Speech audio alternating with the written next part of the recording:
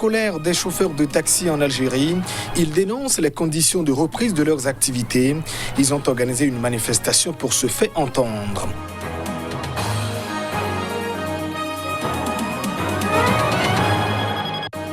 Au Niger, des élèves testés positifs au coronavirus dans des écoles. Les syndicats de l'enseignement disent pourtant avoir alerté le gouvernement. Ils dénoncent le laxisme des autorités.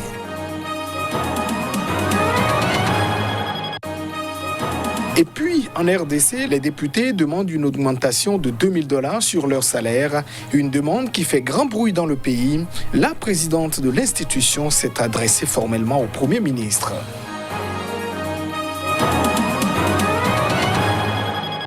Et voilà pour le sommaire de cette édition. Merci de nous choisir pour vous informer. En Algérie, une centaine de chauffeurs de taxis ont manifesté devant la gare routière de Harabou à Alger, la capitale, pour dénoncer les conditions jugées drastiques de la reprise de leurs activités.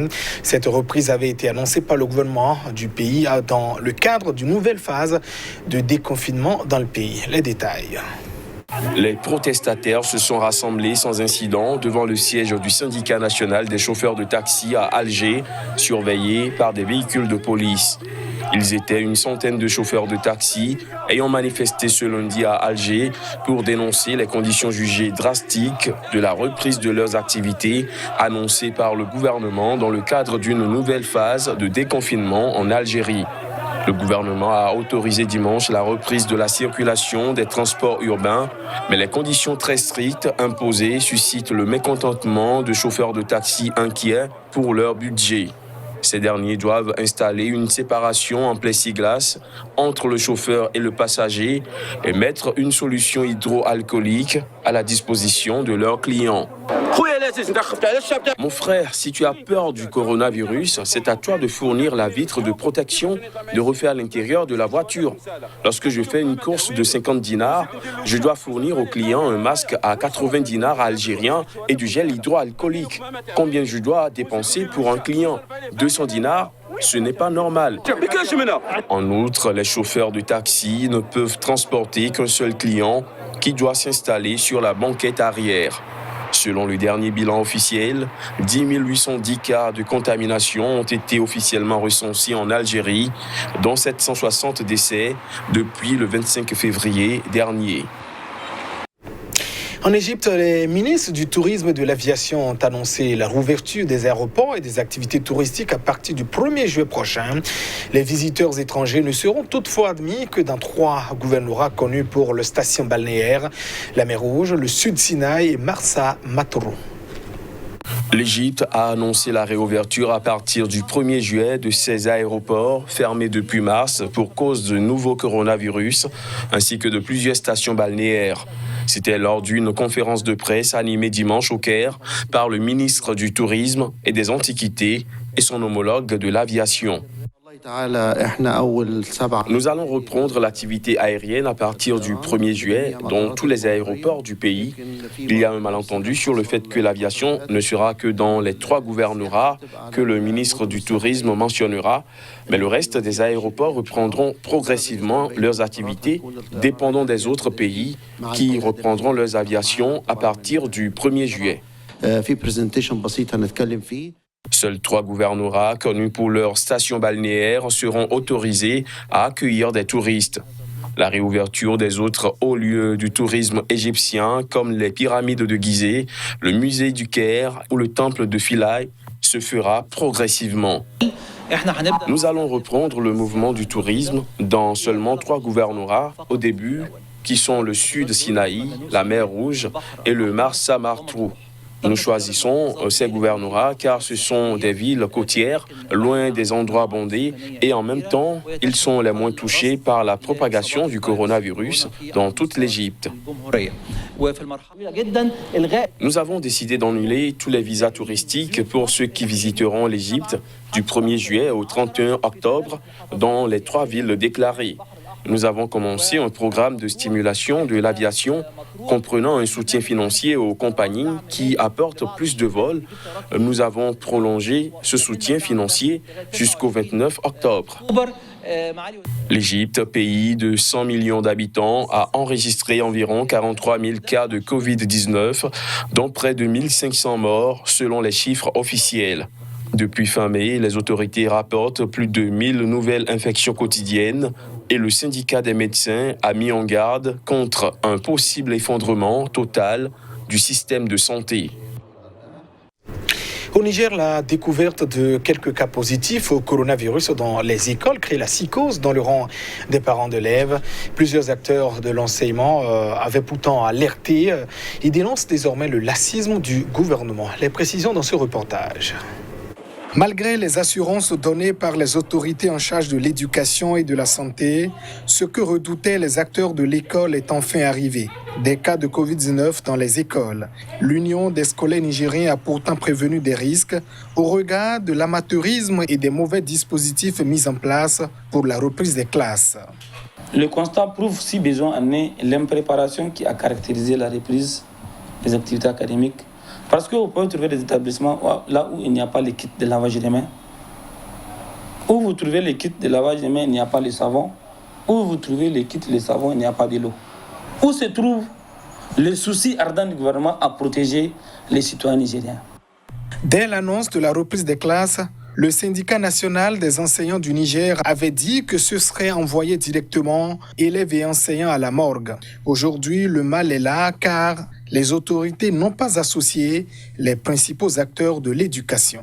La mesure qui s'impose, c'est de fermer les établissements concernés. Peut-être parce que les premiers établissements qui ont été concernés étaient des établissements intouchables. C'est cela peut-être qui a fait que l'État n'a pas pu avoir le courage, le gouvernement n'a pas pu avoir le courage devant des intérêts personnels, souvent même égoïstes et à risque pour les enfants et la communauté éducative. L'inquiétude est aussi grande chez les parents d'élèves qui craignent pour la vie de leurs enfants. Malgré l'assurance des autorités, ils ont très peur. Mais vraiment, les parents ont peur de cette maladie. Parce que jusqu'à présent, cette maladie n'a pas de remède, n'a pas de sérum ou de vaccin. Donc, on est en train de suivre pas à pas le développement jusqu'à présent de cette situation. Interpellés, les autorités en charge de l'éducation et ceux de la santé n'ont pas voulu réagir, peut-être dépassés par la situation, pourtant dit maîtrisée. Pendant que les écoles continuent de travailler, la clinique d'où le cas est parti a été aussitôt fermée. Et cette nouvelle qui fait grand bruit en République démocratique du Congo, les députés sollicitent une hausse de leurs émoluments. Les élus souhaitent une augmentation de $2 000 chacun par mois. C'est la présidente de l'Assemblée nationale qui a donc adressé une demande formelle au Premier ministre dans ce sens. Si l'exécutif accédait à la demande des députés congolais, chaque élu devra toucher par mois environ $7 000 comme salaire. Le complément de $2 000 souhaité par le Parlement s'est matérialisé par une demande formelle adressée par la présidente de l'institution au Premier ministre. La lettre de Janine Mabunda date du 21 mai 2020, mais la Chambre basse explique que les discussions autour de cette demande d'augmentation des salaires avaient commencé déjà à la session ordinaire de septembre 2019. Plusieurs activistes ont dénoncé cette démarche. Une campagne a même été lancée sur les réseaux sociaux pour demander aux députés de se prononcer publiquement contre cette augmentation.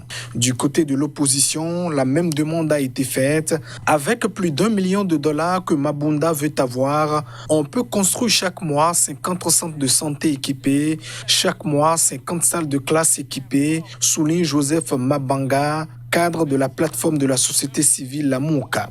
Du côté de la primature, certaines sources indiquent que rien n'est fait à ce stade et qu'en dépit du fait qu'il a transmis le dossier au ministère du Budget la semaine dernière, le Premier ministre s'en tiendrait à la réduction du train de vie des institutions. C'est donc l'Assemblée nationale à qui un collectif budgétaire quasiment réduit de moitié doit être soumis bientôt, qui prendra seule la responsabilité d'augmenter ou pas les émoluments des députés. L'indignation tensions s'accentuent après cette demande, surtout en ce temps de coronavirus.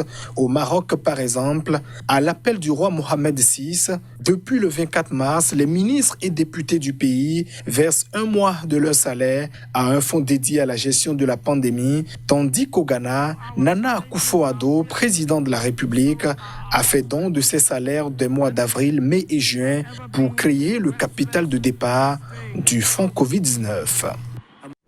Au Cameroun, la zone aéroportuaire de Kribi attirera dans les tout prochains jours des investisseurs. Une convention de partenariat portant création d'un forum annuel qui permettra donc d'attirer ces investisseurs dans la cité balnéaire a été signée à cet effet entre les différents acteurs de la chaîne. Écoutons ici quelques réactions après la signature de ce document.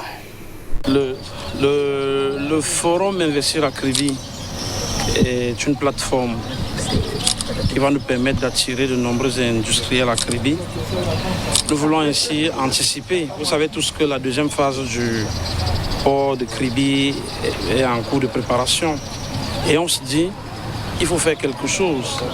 Nous voulons donc anticiper en faisant que les industries viennent s'installer au moment où on est en train de construire la deuxième phase du port de Kribi. De manière à ce que quand on va livrer la deuxième phase du port de Kribi, qu'il y ait déjà au moins une centaine ou 200 industries sur son sol pour permettre à ce port de bien tourner. Voilà. Maintenant, le forum Investir à Kribi a 4 objectifs intégrés, à savoir le premier, attirer 40 industries par an pendant 25 ans, ce qui fera un total de 1000. Le deuxième, faire la promotion du plan directeur, la vulgarisation du plan directeur d'industrialisation du Cameroun. Le troisième, faire la promotion de l'agrément d'investisseurs. Il faut que les investisseurs sachent ce que le Cameroun leur offre s'ils viennent s'établir au Cameroun. Le troisième, c'est faire la promotion de la ville de Kribi en partenariat avec le super maire de la ville de Kribi, Guy-Emmanuel Sabikanda. Et c'est la fin de cette édition. Merci de votre attention. Restez fidèles au programme de votre télévision Sika TV. Au revoir.